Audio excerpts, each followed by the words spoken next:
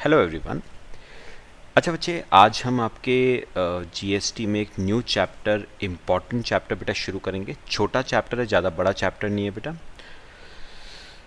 Chapter का नाम है बेटा आपका वैल्यू ऑफ सप्लाई। बहुत सिंपल सा बेटा चैप्टर है, लेकिन इम्पॉर्टेंट है बेटा। क्वेश्चन इस पे आता है, वैल्यू ऑफ सप्लाई। तो बेटा एक मेरी छोटी सी बात पहले सुनो, फिर हम करना शुरू करते हैं। बेटा आपको अगर मैं आपसे बोलूं कि जीएसटी निकालना है, जीएसटी कैलकुलेट करना है, तो कैसे करोगे बेटा? जीएसटी का फॉर्मूला होगा value of supply multiply by GST rate. तो बेटा ये आपका ना फॉर्मूला होगा for calculation of amount of GST. तो जीएसटी निकालने के लिए आप फॉर्मूला कौन सा यूज करोगे बच्चे?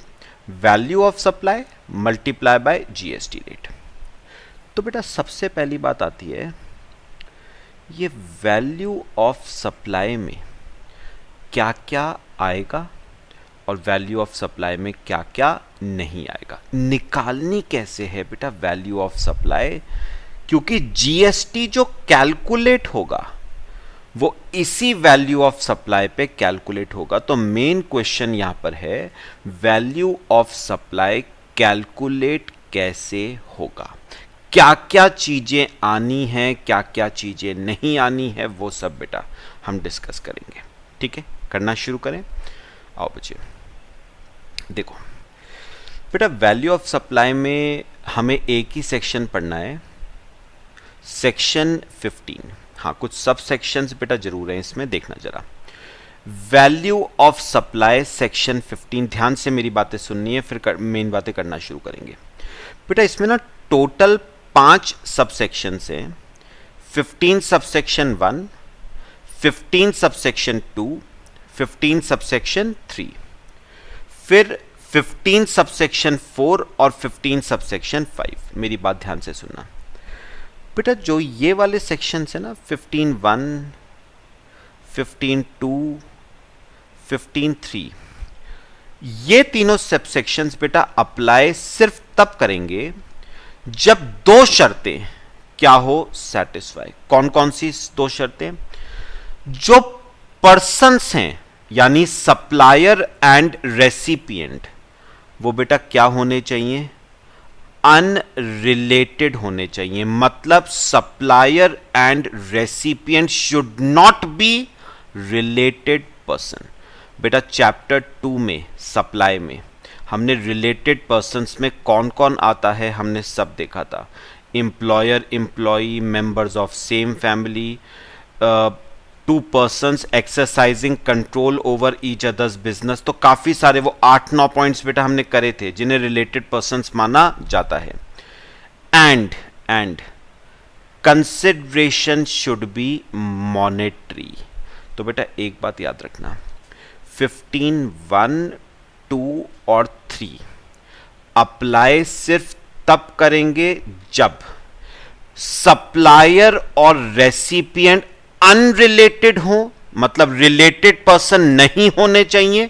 कौन कौन रिलेटेड माना जाता है चैप्टर 2 में बेटा पढ़ चुके हैं हम। और दूसरी बात, कंसिडरेशन मॉनेटरी होना चाहिए, मतलब पैसा इन्वॉल्व होना चाहिए बेटा। अगर नॉन मॉनेटरी है ना तो 15(1), 15(2), 15(3 अप्लाई नहीं करता है। तो मेरी बात सुनना, मैंने अभी तक क्या कहा सुनो और मेरे साथ साथ बेटा लिखो। हेडिंग लिखना, चैप्टर का नाम है बेटा वैल्यू ऑफ सप्लाई।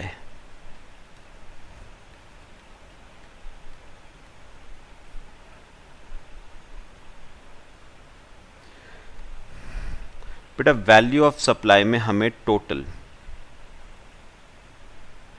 5 सबसेक्शंस पढ़ने हैं। Total 5 subsection. Section 15 subsection 1, subsection 2, subsection 3, और यहां पर आते हैं सेक्शन 15 सबसेक्शन 4 एंड सबसेक्शन 5। बेटा उन्होंने कहा 15(1), 2 और 3 अप्लाई तब करेगा जब दो शर्तें सेटिस्फाई होनी चाहिए। पहली बात, सप्लायर और रेसिपिएंट दोनों अनरिलेटेड पर्सन होने चाहिए, रिलेटेड नहीं होने चाहिए। प्लस कंसिडरेशन मॉनेटरी होना चाहिए, दोनों के बीच में कंसिडरेशन इन्वॉल्व मॉनेटरी होना चाहिए। बेटा अगर ये दो शर्तें सेटिस्फाई होती हैं ना, मतलब पर्सन सप्लायर रेसिपिएंट अनरिलेटेड है और कंसिडरेशन मॉनेटरी है, तो बेटा valuation, value of supply calculate होगी as per the provisions of section 15(1), 15(2) and 15(3). लेकिन बेटा एक बात बताऊं मैं आपको, अगर इन दोनों में से एक भी शर्त बेटा सेटिस्फाई नहीं होती ना, एक भी शर्त मतलब बेटा या तो पार्टीज है बेटा रिलेटेड पर्सन, एक भी शर्त अगर सेटिस्फाई नहीं होती, या तो पार्टीज है रिलेटेड पर्सन या फिर कंसिडरेशन नॉन मॉनेटरी है, या फिर हो सकता है नो कंसिडरेशन हो, शेड्यूल 1 आपने बेटा पढ़ा हुआ है, या फिर नो कंसिडरेशन हो। 4 एक्टिविटीज करी थी हमने। तो बेटा एक बात याद रखना, अगर दोनों में से एक भी शर्त पूरी नहीं होती ना, मतलब बेटा पर्सन्स क्या हैं, रिलेटेड है, या कंसिडरेशन मॉनेटरी नहीं है, मतलब या तो नॉन मॉनेटरी कंसिडरेशन है या हो सकता है नो कंसिडरेशन है, तो बेटा वैल्यूएशन, तो वैल्यू ऑफ सप्लाई निकलेगी एज पर 15(4) एंड 15(5). तो बेटा बात समझ आई। अगर बेटा दोनों शर्तें सेटिस्फाई होती हैं, यानी सप्लायर और रेसिपिएंट अनरिलेटेड है और कंसिडरेशन मॉनेटरी है, तो वैल्यूएशन होगा 15(1), 2, 3 के हिसाब से। अगर दोनों में से एक भी शर्त पूरी नहीं होती, मतलब या तो पर्सन्स रिलेटेड हैं या दोनों में जो कंसिडरेशन है वो नॉन मॉनेटरी है या फिर कंसिडरेशन ही नहीं है, तो बेटा वैल्यूएशन होगा 15(4), 15(5) के हिसाब से। कॉपी करो बेटा यहां तक। फिर बेटा एक बात मैं आपको और बता दूं, ये जो है ना 15(1), 2 एंड 3, ये बेटा आपके ना सीए इंटरमीडिएट के कोर्स में है, ये हम पढ़ेंगे बेटा। ये आपके सीए इंटरमीडिएट के कोर्स में है, लेकिन बेटा 15(4) और 15(5) ये बेटा आपके सीए फाइनल में पढ़ोगे, ये जाके आप, ये इंटर के कोर्स में नहीं है बेटा। तो हम 15(4) और 15(5) हम बेटा फाइनल में पढ़ेंगे। फिलहाल इंटरमीडिएट लेवल तक आपको सिर्फ 15(1), 2 और 3 ही पढ़ने हैं, ठीक है बेटा। तो 3 सबसेक्शंस बेटा हमें पढ़ने हैं। तो उसमें ख्याल से बात समझ आई है। अगर दो शर्तें सेटिस्फाई होती हैं दोनों की दोनों बेटा, तो वैल्यूएशन 15(1), 2, 3 के हिसाब से होगा। कौन सी है वो दोनों शर्तें? पर्सन्स अनरिलेटेड होने चाहिए और कंसिडरेशन मॉनेटरी होना चाहिए। अगर दोनों शर्तें सेटिस्फाई होती हैं तो वैल्यूएशन 15(1), 2, 3 के हिसाब से होगा।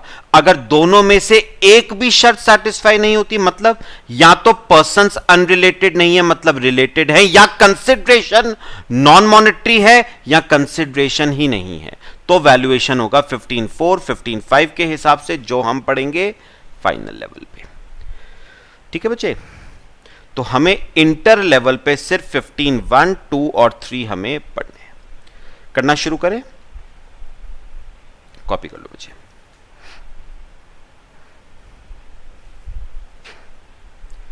चलो करते हैं, आ जाओ मेरे साथ साथ। तो बेटा हमें कितने सेक्शंस इंटरमीडिएट लेवल पे पढ़ने हैं? 3। सबसे पहले हम पढ़ेंगे 15 सबसेक्शन 1। बेटा बहुत छोटी छोटी बातें हैं, लेकिन एग्जाम पॉइंट ऑफ व्यू से बेटा इंपॉर्टेंट है, क्वेश्चन इस पे आता है। 15(1) चलो आओ देखो मेरे साथ साथ।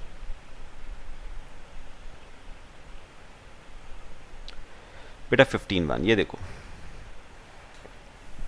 ध्यान से देखना है बेटा, क्या कहता है section 15 subsection 1, the value of supply of goods और सर्विसेज और both shall be the transaction value. तो बेटा सुनो, सेक्शन 15 सबसेक्शन 1 कहता है कि value of supply, section 15 subsection 1 कहता है वैल्यू ऑफ सप्लाई, हम किसको मानेंगे बेटा?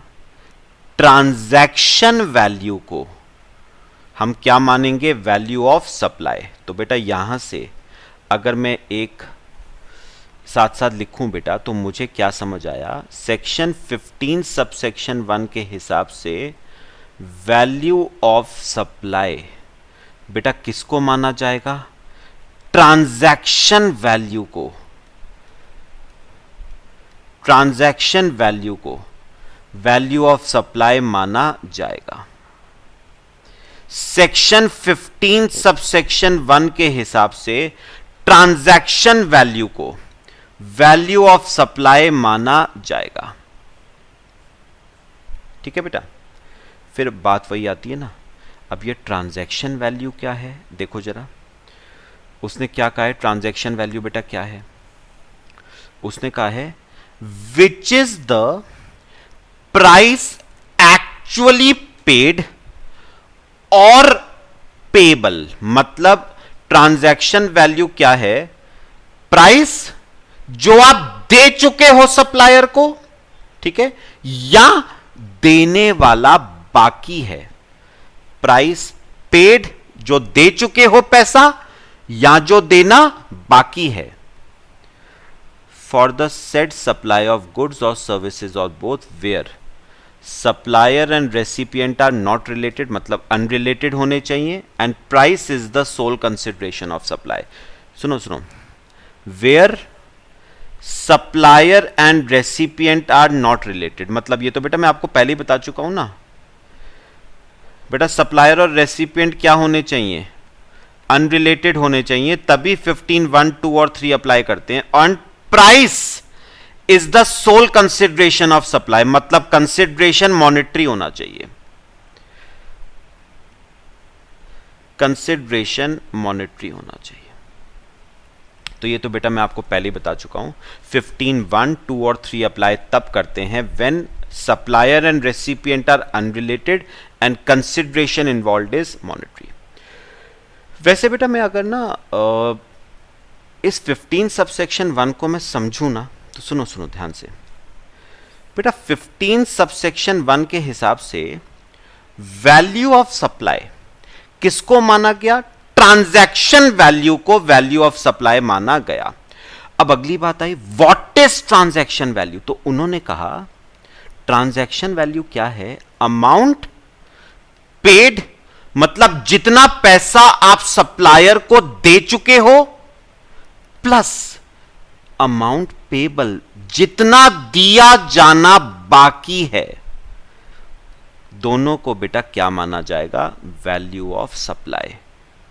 तो amount paid plus amount payable, उसको माना जाएगा बेटा वैल्यू ऑफ सप्लाई। मैं भी आपको समझाता हूं बेटा।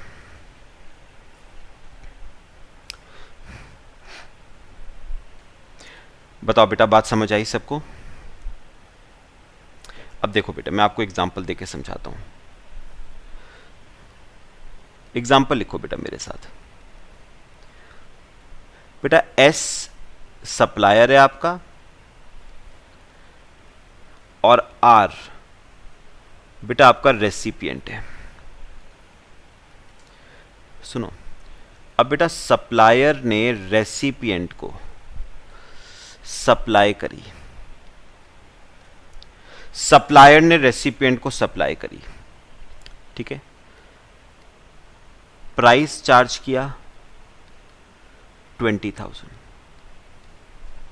प्राइस चार्ज किया 20,000। पॉइंट समझ आया? अब क्या हुआ बेटा? सुनो सुनो बेटा, इसमें से ना 20,000 में से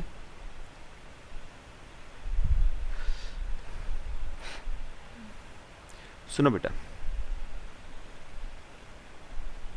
20,000 में से रेसिपिएंट ने सप्लायर को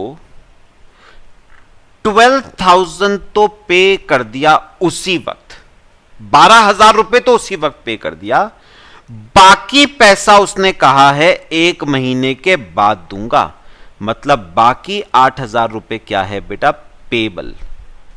बात समझ आई?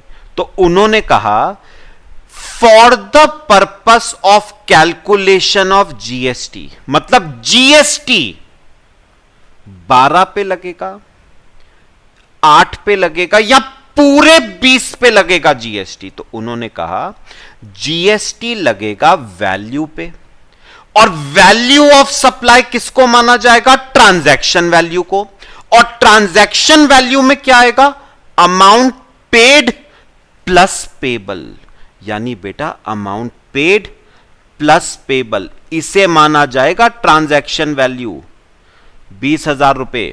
और यही ट्रांजैक्शन वैल्यू आपकी क्या कहलाएगी बेटा, वैल्यू ऑफ सप्लाई।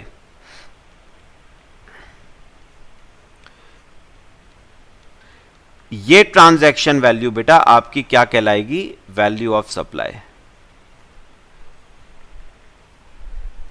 यही ट्रांजैक्शन वैल्यू आपकी वैल्यू ऑफ सप्लाई कहलाएगी, और इसी पे बेटा, इसी पे क्या चार्ज होगा, जीएसटी चार्ज होगा। इसी 20,000 पे बेटा क्या चार्ज होगा, जीएसटी। तो बेटा उन्होंने पहली बात तो बहुत सिंपल कही ना, वैल्यू ऑफ सप्लाई किसको माना जाएगा बेटा, ट्रांजैक्शन वैल्यू को। What is transaction value, amount paid plus amount payable, मतलब जितना पैसा आप सप्लायर को दे चुके हो इन रिलेशन टू सप्लाई, वो प्लस जितना पैसा दिया जाना बाकी है सप्लायर को इन रिलेशन टू सप्लाई, दोनों को वैल्यू ऑफ सप्लाई माना जाएगा। तो जितना पैसा आप दे चुके हो in relation to supply plus जितना पैसा दिया जाना बाकी है इन रिलेशन टू सप्लाई, दोनों को बचे वैल्यू ऑफ सप्लाई माना जाएगा, और उसको हम कहेंगे ट्रांजैक्शन वैल्यू। बताओ बेटा, बात समझ आई? ठीक है। और इस 20,000 पे बेटा क्या चार्ज होगा, जीएसटी। तो याद रखना, ना 12 पे होगा ना 8 पे बेटा, बल्कि पूरे 20 पे जीएसटी चार्ज होगा। लो बेटा कॉपी करो। पहली बात बेटा, सेक्शन 15 सबसेक्शन 1 हमारा हुआ, पहली बात समझ आई सबको? अभी बेटा सब करेंगे अभी। तो मेरे को एक बात दोबारा बता दो बेटा, सेक्शन 15 सबसेक्शन 1 के हिसाब से वैल्यू ऑफ सप्लाई बेटा किसको माना गया, ट्रांजैक्शन वैल्यू। ट्रांजैक्शन वैल्यू में क्या क्या आएगा बेटा, जितना पैसा रेसिपिएंट सप्लायर को दे चुका है in relation to supply, plus जितना पैसा दिया जाना बाकी है इन रिलेशन टू सप्लाई, दोनों को ट्रांजैक्शन वैल्यू माना जाएगा। मतलब amount paid plus amount payable क्या माना जाएगा, ट्रांजैक्शन वैल्यू। इस ट्रांजैक्शन वैल्यू को माना जाएगा बेटा वैल्यू ऑफ सप्लाई, और इस पे आएगा आपका जीएसटी। ठीक है बच्चे, ये आपका सेक्शन 15 सबसेक्शन 1 हो गया हमारा। करें आगे चलें?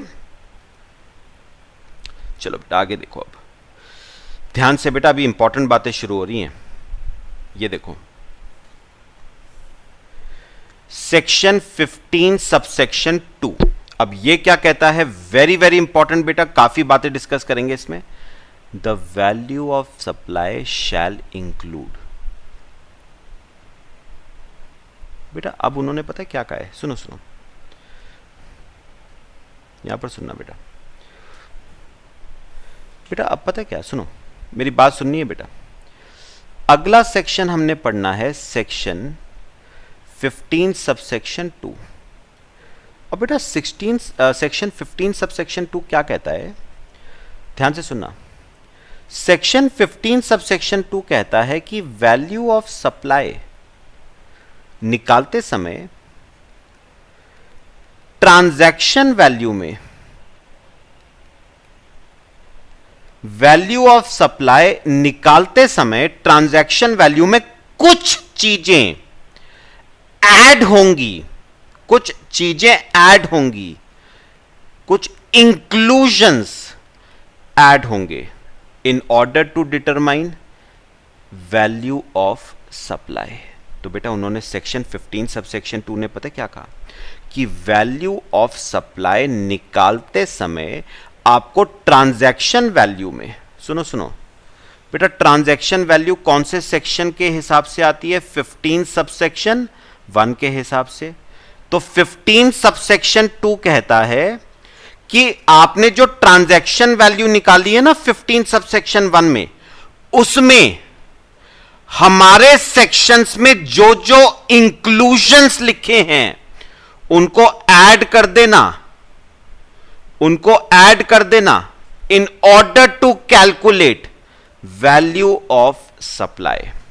तो वैल्यू ऑफ सप्लाई निकालते समय ट्रांजैक्शन वैल्यू जो आपने कैलकुलेट करी थी अंडर सेक्शन 15 सबसेक्शन 1, उसमें कुछ इंक्लूजन्स ऐड कर देना जो स्पेसिफाइड है 15 सबसेक्शन 2 में। तो बेटा बेसिकली 15 सबसेक्शन 2 आपको किन चीज के बारे में बताता है बेटा? इंक्लूजन्स, मतलब कौन कौन सी चीजें, inclusions in value of supply, मतलब किन किन चीजों को इंक्लूड करना है, किन किन चीजों को इंक्लूड करना है while calculating value of supply, किन किन चीजों को इंक्लूड करना है ट्रांजैक्शन वैल्यू में while calculating value of supply. देखना शुरू करते हैं बेटा कौन कौन सी चीजें इंक्लूड होंगी। पहले यहां तक कॉपी करो।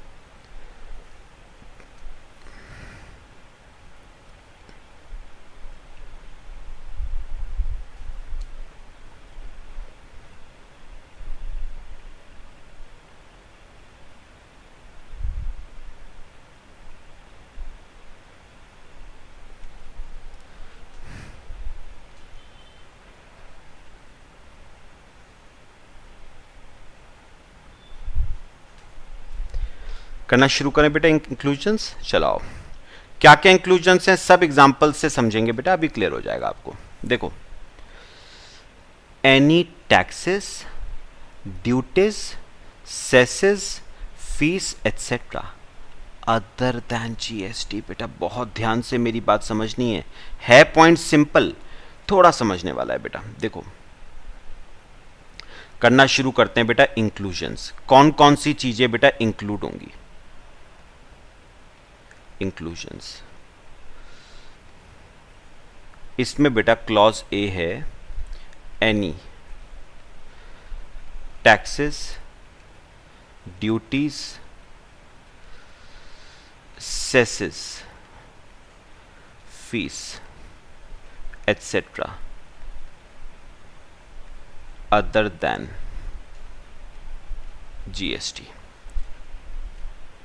Any taxes, duties, सेसेस, fees etcetera other than GST. आओ बेटा समझना शुरू करते हैं एग्जाम्पल से। ये देखो बेटा,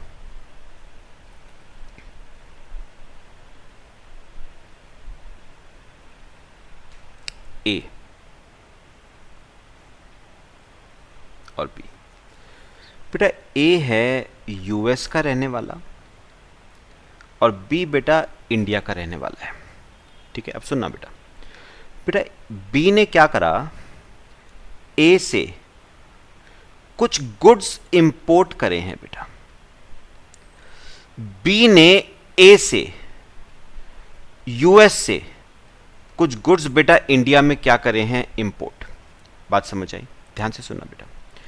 अब बेटा गुड्स का जो प्राइस है ना, गुड्स का जो प्राइस है वो है बेटा, सपोज रुपीज में कन्वर्ट करके बता रहा हूं बेटा, रुपीज में कन्वर्ट करके है वो 1 लाख का। गुड्स का प्राइस इन रुपीज 1 लाख है। ठीक है, अब बेटा अगर आपको सबसे पहली क्लास याद हो ना, सबसे पहली क्लास बेटा, तो मैंने आपको कहा था जब आप इंडिया के बाहर से इंडिया में कुछ गुड्स इंपोर्ट करवाते हो ना बेटा, तो गवर्नमेंट आपसे सबसे पहले क्या चार्ज करती है? BCD, basic custom duty. और याद रखना, बेसिक कस्टम ड्यूटी खत्म नहीं हुई है बेटा, वो अभी भी एग्जिस्ट करती है। तो सबसे पहले क्या चार्ज होगी? BCD, basic custom duty. Suppose 10% की है बेटा, तो 1 लाख पे 10% यानी 10,000 रुपए का बीसीडी। बात समझ आई? तो बेटा गुड्स की वैल्यू क्या आ गई? 1,10,000, ठीक है। अब बेटा इस 1,10,000 पे एक और टैक्स चार्ज होता है बेटा, और वो कौन सा है? आईजीएसटी। बेटा याद रखना, इंपोर्ट पे कौन सा टैक्स चार्ज होगा बेटा? आईजीएसटी। आईजीएसटी क्यों? क्योंकि इंपोर्ट्स भी ना एक तरह से इंटर स्टेट सप्लाई ही मानी जाती है। It is not intra state, although it is inter country, लेकिन वो इंटर स्टेट में ही फॉल करता है आईजीएसटी। तो सपोज आईजीएसटी चार्ज किया गया 18% का, 19,800 रुपए का। तो बेटा टोटल गुड्स की वैल्यू आती है 1,29,800 रुपए। अब बात समझना जो मैं कहूंगा।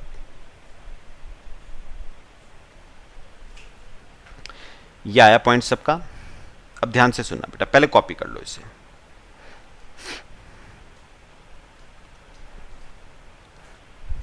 छोटी छोटी बातें बेटा डिस्कस करूंगा मैं आपसे, बहुत सिंपल बात है। अब सुनना बेटा, सुनो। अब एक बात बताओ बेटा, आपने ये जो जीएसटी निकाला 19,800, ये जो आपने 19,800 निकाला जीएसटी, ये बेटा किस पे निकाला? 1,10,000 पे निकाला ना। तो लॉजिकली स्पीकिंग बेटा, लॉजिकली स्पीकिंग ये 1,10,000 ही बेटा आपका क्या है? Value of supply. क्योंकि आपको पता है जीएसटी हमेशा वैल्यू ऑफ सप्लाई पे ही निकलता है। तो ये 1,10,000 आपका क्या है बेटा? वैल्यू ऑफ सप्लाई है। GST is always calculated on value of supply. तो इसका मतलब ये 1,10,000 आपका वैल्यू ऑफ सप्लाई है। अब बताओ बेटा ये 1,10,000 कैसे आया? 1 लाख प्लस 1 लाख प्लस बेटा 10,000 है ना। आपको पता है ये 1 लाख क्या है बेटा? 1 lakh is your transaction value, price paid और पेबल फॉर द सप्लाई। तो बेटा ये 1 लाख कुछ नहीं, ये है प्राइस पेड और payable for the supply, 1 lakh रुपए। ये है बेटा transaction value as per section 15 subsection 1 plus.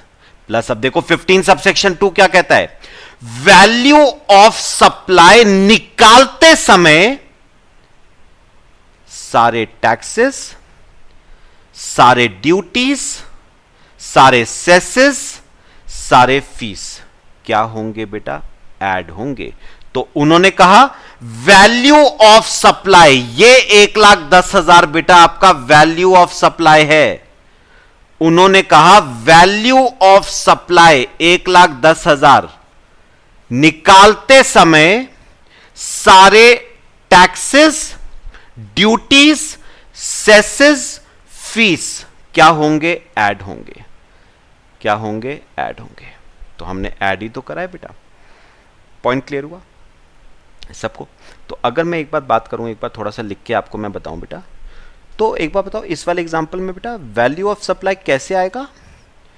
Transaction value, सुनना बेटा ध्यान से मेरी बात, under section 15 subsection 1 plus inclusions under section 15 subsection 2। तो अब बताओ वैल्यू ऑफ सप्लाई कैसे आएगा? Transaction value is the amount paid और पेबल फॉर द सप्लाई, और वो है बेटा प्राइस पेड और पेबल 1 लाख रुपए। तो ये तो हो गई ट्रांजैक्शन वैल्यू, प्लस उन्होंने कहा अगर कोई taxes, duty, cesses, fees pay करे गए हैं ना, in relation to the supply, तो उसे भी बेटा ऐड किया जाएगा for calculation of value of supply. और कौन से टैक्सेस पे करे गए हैं बेटा? 10,000 रुपए का कस्टम ड्यूटी पे करी गई है, तो वैल्यू ऑफ सप्लाई मानी जाएगी 1,10,000 रुपए। और बेटा इस 1,10,000 रुपए पे क्या कैलकुलेट होगा? जीएसटी कैलकुलेट होगा। इस पे बेटा आपका जीएसटी कैलकुलेट होगा 1,10,000 रुपए। क्लियर हुआ बेटा? कॉपी करो पहले से, फिर अभी आगे चलते हैं। अभी सुनना बेटा, एक काम की बात करनी है मुझे अभी, ठीक है? तो उन्होंने कहा वैल्यू ऑफ सप्लाई निकालते समय ट्रांजैक्शन वैल्यू में ऐड कर देना कोई भी टैक्सेस, ड्यूटी, सेसेस, फीस अगर आपने पे करे हैं in relation to the supply of goods. ठीक है बेटा? अच्छा, अभी एक बात सुनना, सुनो सुनो सुनो सुनो ध्यान से, इंपॉर्टेंट बात कर रहा हूं बेटा। अदर देन क्या लिखा हुआ है? Other than GST. बेटा एक बात सुनो, मुझे इसका कौन रेलेवेंस बता सकता है बेटा?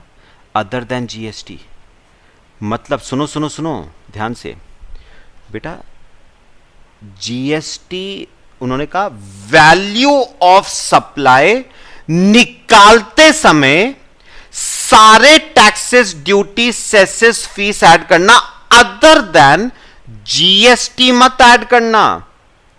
क्या मतलब हुआ बेटा इसका?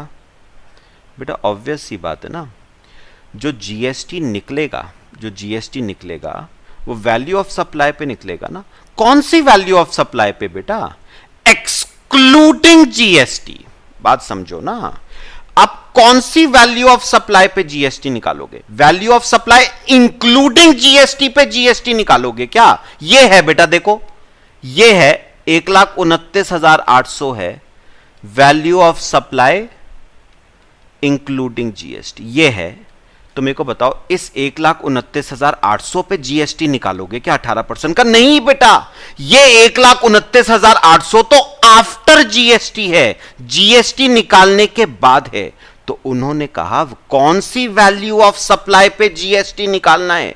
Value of supply excluding GST पे जीएसटी आएगा ना, value of supply including GST पे थोड़ी ना जीएसटी आना है।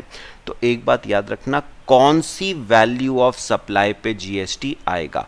Value of supply including GST पे जीएसटी नहीं आना है, value of supply excluding GST पे बेटा इस पे आएगा ना।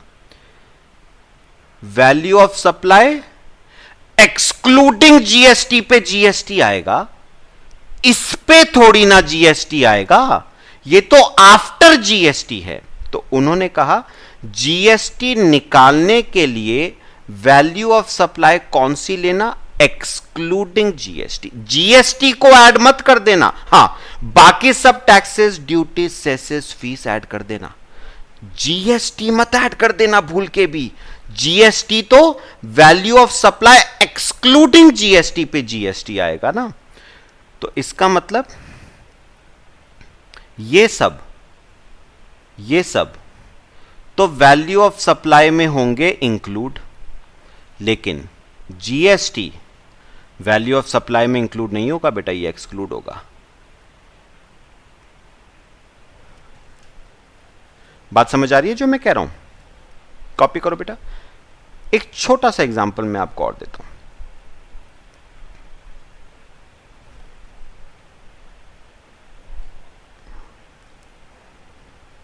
तो बेटा याद रखना, अगर आपने कोई taxes, duty, cesses, fees pay करे हैं in relation to the supply of goods और सर्विसेज और बोथ, तो वो आपको ऐड करना पड़ेगा ट्रांजैक्शन वैल्यू में in order to determine value of supply. हाँ, एक टैक्स ऐसा है जिसको ऐड मत कर देना, वो है जीएसटी। जीएसटी ऐड नहीं होगा for calculation of value of supply. और मैंने आपको रीजन बताया, क्योंकि आपको जीएसटी निकालना है। कौन सी वैल्यू ऑफ सप्लाई पे जीएसटी निकालोगे? एक्सक्लूडिंग जीएसटी पे जीएसटी निकालोगे ना। Value of supply including GST पे जीएसटी थोड़ी ना निकालोगे। ठीक है? एक बेटा छोटा सा एग्जांपल और,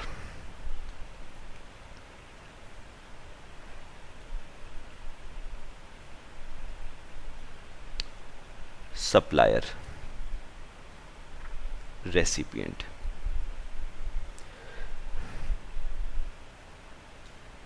बेटा सप्लायर ने रेसिपिएंट को सप्लाई करी, गुड्स का प्राइस है 1,00,000 रुपए। अब बेटा हुआ क्या, सप्लायर को इन गुड्स के रिलेशन में बेटा म्यूनिसिपल अथॉरिटीज को म्यूनिसिपल टैक्स पे करना पड़ा। सप्लायर को इन गुड्स के रिलेशन में म्यूनिसिपल अथॉरिटीज को बेटा क्या पे करना पड़ा है, म्यूनिसिपल टैक्स। ठीक है, और सप्लायर ने वो म्यूनिसिपल टैक्स किससे चार्ज कर लिया, रेसिपिएंट से, तो उसने 1,00,000 के प्राइस में ऐड कर दिया म्यूनिसिपल टैक्स। 10,000 रुपए का उसने म्यूनिसिपल टैक्स पे करा, तो बेटा रेसिपिएंट को ये गुड्स कितने के पड़े, 1,10,000। इसी 1,10,000 को बेटा क्या माना जाएगा, वैल्यू ऑफ सप्लाई। क्यों बेटा, ये 1,00,000 क्या है, transaction value, price actually paid और पेबल फॉर द सप्लाई 1,00,000 रुपए। और उसने कहा 15 सबसेक्शन 2 ने क्या कहा, अगर आपने कोई टैक्सेस, ड्यूटीज, सेसेस, फीस पे करी है इन रिलेशन टू सप्लाई, तो वो आपके ट्रांजैक्शन वैल्यू में क्या हो जाएंगी बेटा, ऐड हो जाएंगी। वही करा है हमने, ये है एज पर सेक्शन 15 सबसेक्शन 2। तो इस वैल्यू ऑफ सप्लाई पे बेटा क्या आएगा, GST. Suppose intra state sale है, इंट्रा स्टेट सप्लाई है, तो क्या क्या आएगा, सीजीएसटी। सपोज 10% है, 5% सीजीएसटी 5500 रुपए, और 5% एसजीएसटी 5500 रुपए, तो 1,21,000। तो मेरे ख्याल से बेटा बात सबको क्लियर हो रही है। सेक्शन 15 सबसेक्शन 1 के हिसाब से वैल्यू ऑफ सप्लाई में क्या आएगा, ट्रांजैक्शन वैल्यू। ट्रांजैक्शन वैल्यू क्या होती है, प्राइस एक्चुअली पेड और पेबल फॉर सच सप्लाई। इसमें ऐड होगा अगर आपने कोई taxes, duty, cesses, fees pay करे हैं इन रिलेशन टू सप्लाई, तो वो ऐड होगा। हां, एक टैक्स ऐसा है जो ऐड नहीं होगा, दैट इज जीएसटी। मेरे ख्याल से बच्चे पहला clause A, taxes, duty, cesses, fees etcetera other than GST, बेटा क्लियर हुआ है आपको, पक्का क्लियर हुआ। करें अगला, करें, चलो बच्चे अब आओ क्लॉज 2 क्या कहता है, बहुत सिंपल। क्लॉज बी देखो बेटा, any amount paid by recipient on behalf of supplier. अभी सुनो बेटा, अभी हो जाएगा, बहुत simple. Clause B, any amount paid by recipient on behalf of supplier in relation to supply।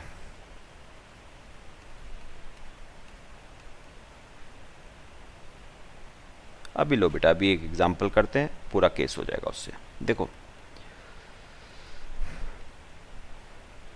Supplier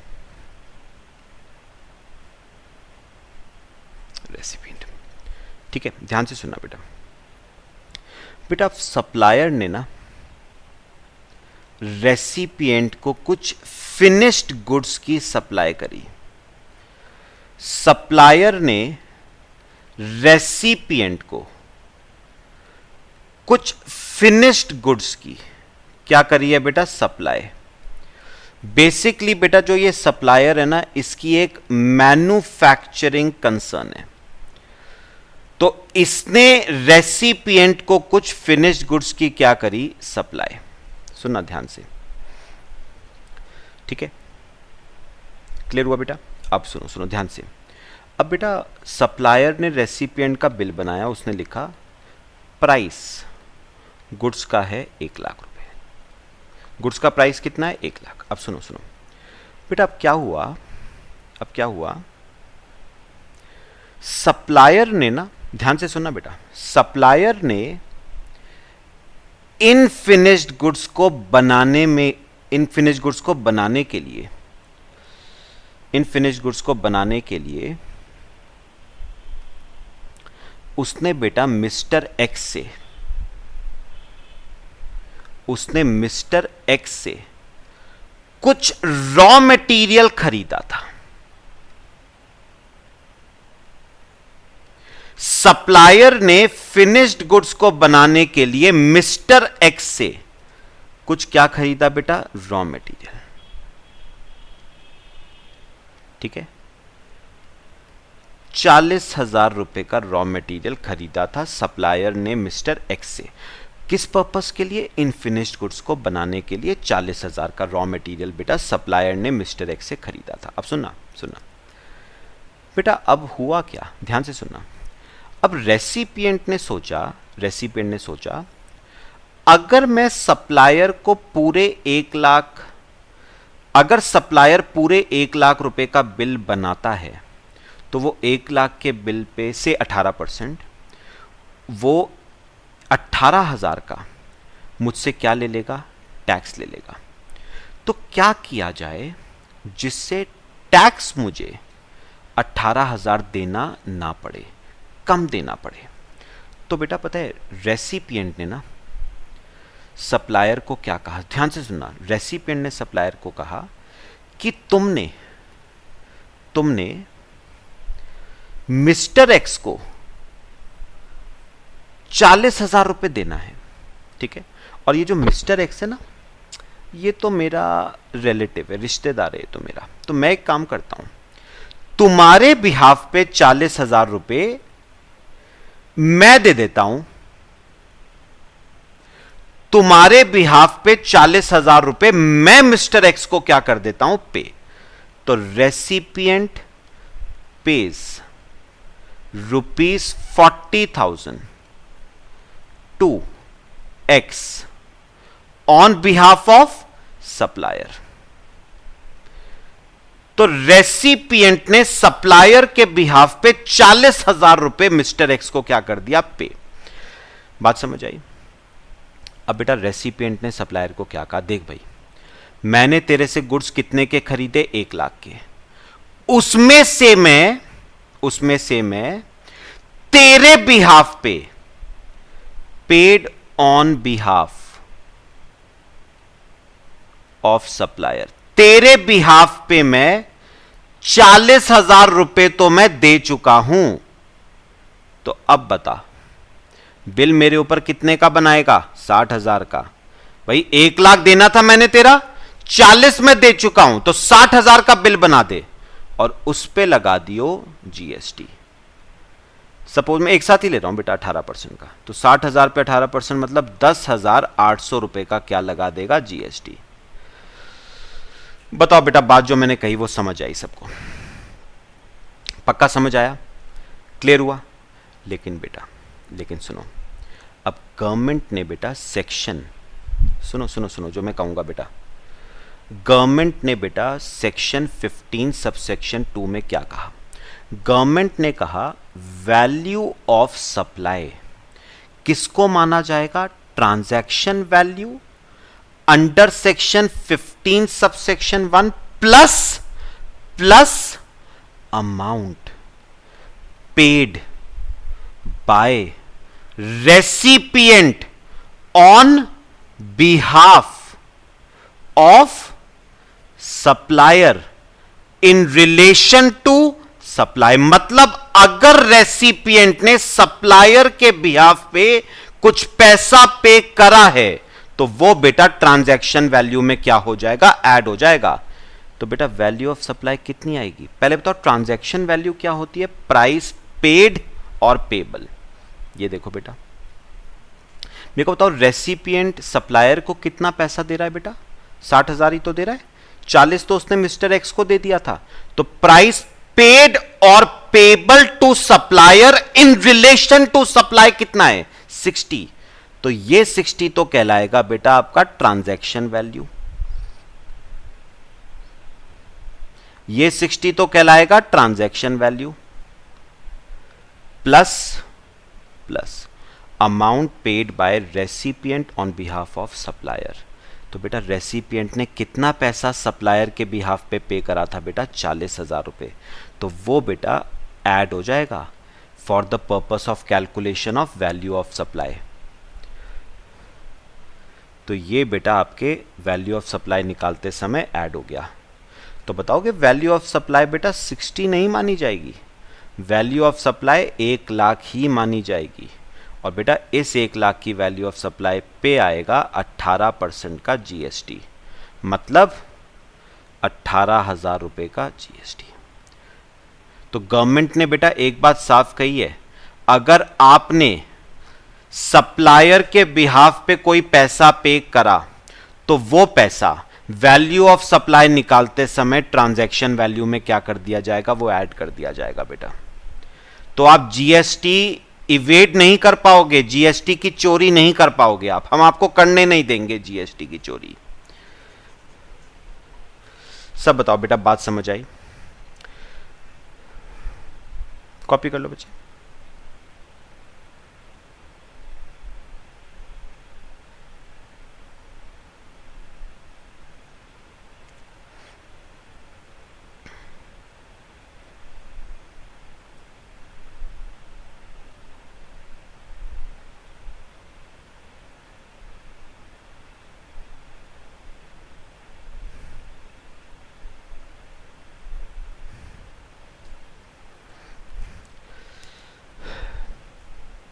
पक्का समझ आया बेटा? कॉपी कर लो इसे।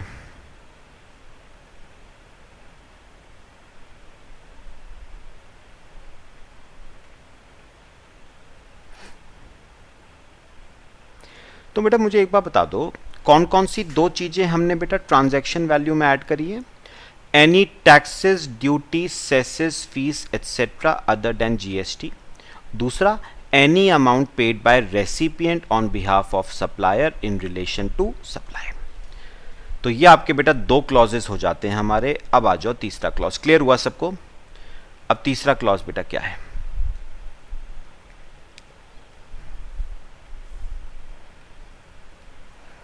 देखो बेटा तीसरा clause,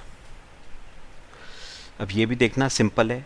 incidental expenses like commission, packing etc. charged by supplier from recipient in respect of supply of goods। ये देखना बेटा बहुत सिंपल बात लेकिन important.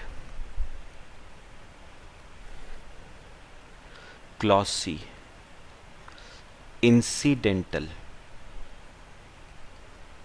expenses charged by supplier from recipient in relation to supply। incidental expenses charged by supplier from recipient in relation to supply। आओ बेटा मेरे साथ साथ एग्जाम्पल। सप्लायर, रेसिपिएंट, ध्यान से देखना बेटा सिंपल बात है। बेटा सप्लायर ने रेसिपिएंट को कुछ गुड्स की सप्लाई करी। सपोज सप्लायर ने रेसिपिएंट को कुछ गुड्स की सप्लाई करी जिनका प्राइस है 1 लाख, जिनका प्राइस है 1 लाख। लिखो बेटा पहले,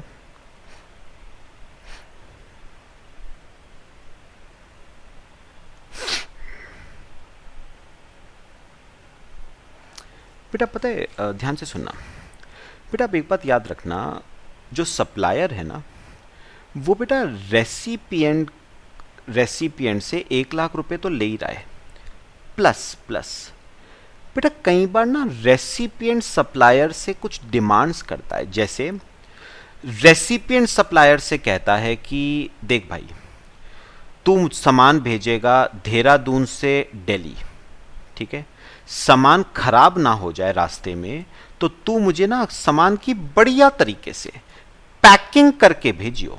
अब एक बात बताओ, मैं क्या कहूंगा, मैं सप्लायर हूं, मैं कहूंगा देख भाई पैकिंग का अलग लगेगा, 1 लाख रुपए में पैकिंग का पैसा इंक्लूडेड नहीं है, वो अलग से देना पड़ेगा तेरे को। रेसिपिएंट कहता है कोई बात नहीं, वो मैं कर लूंगा। तो बेटा मैं पैकिंग का रेसिपिएंट से चार्ज कर रहा हूं 5000 रुपीज। बात समझ आई? अच्छा अब सुनो, अब बेटा रेसिपिएंट ने एक बात और कही। रेसिपिएंट ने कहा देख भाई देहरादून से सामान दिल्ली आएगा, रास्ते में हो सकता है थेफ्ट हो जाए, हो सकता है तेरे ट्रक का एक्सीडेंट हो जाए, हो सकता है कुछ सामान रास्ते में ऑब्सोलीट हो जाए, तो तू एक काम कर, ट्रांजिट इंश्योरेंस करवा ले। मतलब अपने इस सामान का क्या करवा, इंश्योरेंस। सप्लायर ने कहा पैसा कौन देगा इंश्योरेंस का? रेसिपिएंट कहता है वो तुझे चिंता करने की जरूरत नहीं, मैं दूंगा पैसा तेरे को। तो मैं रेसिपिएंट से और क्या चार्ज कर रहा हूं, इंश्योरेंस का 2000 प्लस। फिर सप्लायर ने रेसिपिएंट से क्या कहा कि देख भाई मुझे गुड्स देहरादून से दिल्ली भेजने पड़ेंगे, ठीक है, 2-3-4 ट्रक भी करने पड़ेंगे, उनका खर्चा मैं नहीं देने वाला, ट्रांसपोर्टेशन का, ट्रांसपोर्टेशन की जिम्मेदारी तेरी होगी। रेसिपिएंट ने कहा कोई बात नहीं, वो भी मैं देख लूंगा। वैसे भी बेटा याद रखना ट्रांसपोर्टेशन का खर्चा हमेशा रेसिपिएंट का होता है, अनटिल अनलेस कुछ लिखा हुआ हो। ट्रांसपोर्टेशन बेटा ट्रांसपोर्टेशन का ले रहा है वो रेसिपिएंट से 8000 रुपये, ठीक है। ऐसे बेटा और बहुत सारे खर्चे होते हैं, जैसे रेसिपिएंट कहता है तुझे गुड्स की, मैं किसी को भेज रहा हूं, तुझे उन गुड्स की इंस्पेक्शन करवानी पड़ेगी, तो इंस्पेक्शन चार्जेस, और बहुत सारे होते हैं बेटा, weighing charges,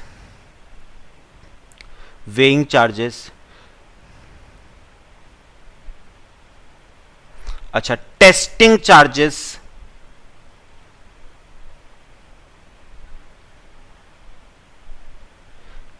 charges, commission agent को आपने कमीशन पे करी है, बहुत सारे बेटा खर्चे होते हैं।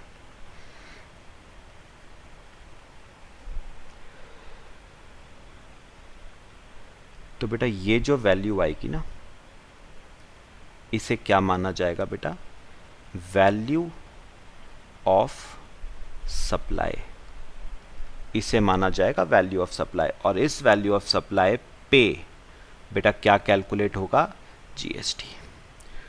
तो पता बेटा क्लॉज सी कहता क्या है, मैं आपको वो बताता हूं बेटा, काम की बात। क्लॉज सी कहता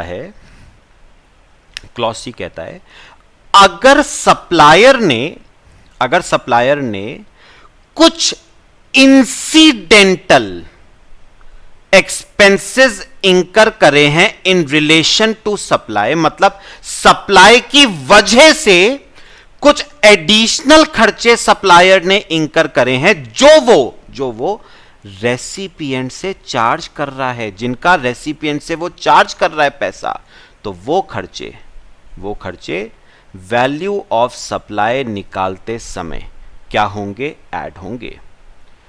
तो मैं एक बार दोबारा बोल रहा हूं बेटा, क्या कह रहा है क्लॉज सी कहता है अगर सप्लायर ने कोई इंसिडेंटल एक्सपेंसेस इंकर करे हैं in relation to supply of goods और सर्विस और बोथ, जो वो रेसिपिएंट से रिकवर कर रहा है, मतलब पहले तो सप्लायर ने अपनी जेब से दे दिए, बाद में वो रेसिपिएंट से रिकवर कर रहा है, तो वो खर्चे वैल्यू ऑफ सप्लाई निकालते समय बेटा क्या होंगे, ऐड होंगे। हां अगर वो कोई खर्चा रिकवर नहीं कर रहा है रेसिपिएंट से, तो वो खर्चा बेटा ऐड नहीं होगा। तो सिर्फ वही इंसिडेंटल एक्सपेंसेस ऐड होंगे वैल्यू ऑफ सप्लाई निकालते समय, जो सप्लायर रेसिपिएंट से क्या कर रहा है बेटा, रिकवर। तो मेरे को एक बात बताओ बेटा, कैसे पता चलेगा कि सप्लायर रेसिपिएंट से कोई खर्चा रिकवर कर रहा है या नहीं? बेटा जो खर्चा ना इनवॉइस में अलग से एडेड होगा, जो खर्चा इनवॉइस में बेटा अलग से क्या हुआ हुआ होगा, ऐड हुआ हुआ होगा, इसका मतलब वो खर्चा सप्लायर रेसिपिएंट से क्या कर रहा है, रिकवर कर रहा है। और जो खर्चा ऐड नहीं हो रखा होगा इसी प्राइस में इंक्लूडेड होगा, गुड्स के प्राइस में ही इंक्लूडेड होगा, तो इसका मतलब वो पैसा सप्लायर रेसिपिएंट से चार्ज नहीं कर रहा है, अलग से चार्ज नहीं कर रहा है, गुड्स के प्राइस में ही इंक्लूडेड है। तो बेटा जो ऑलरेडी इंक्लूडेड है उसको ऐड करने की जरूरत नहीं है ना। ऐड तो किसको करोगे, जो 1 लाख में इंक्लूडेड नहीं है, जो आप रेसिपिएंट से अलग से चार्ज कर रहे हो, ऐड तो उसको करोगे ना। जो 1 लाख में पहले से ही इंक्लूडेड है उसे ऐड करने की जरूरत क्या है बेटे, बात समझ आई। तो याद रखना, अगर सप्लायर ने गुड्स के रिस्पेक्ट में या सर्विस के रिस्पेक्ट में कोई इंसिडेंटल खर्चे इंकर करे हैं जो वो रेसिपिएंट से क्या कर रहा है, रिकवर कर रहा है, तो याद रखना वो खर्चे बेटा वैल्यू ऑफ सप्लाई निकालते समय क्या होंगे बेटा, ऐड होंगे। तो मैंने काफी सारे बेटा आपको एग्जांपल्स दे दिए इस टाइप के खर्चों के। बेटा लोडिंग अनलोडिंग दुनिया भर के खर्चे हैं बेटा। मेरे ख्याल से बेटा क्लियर हुआ सबको, कॉपी कर लो इसे।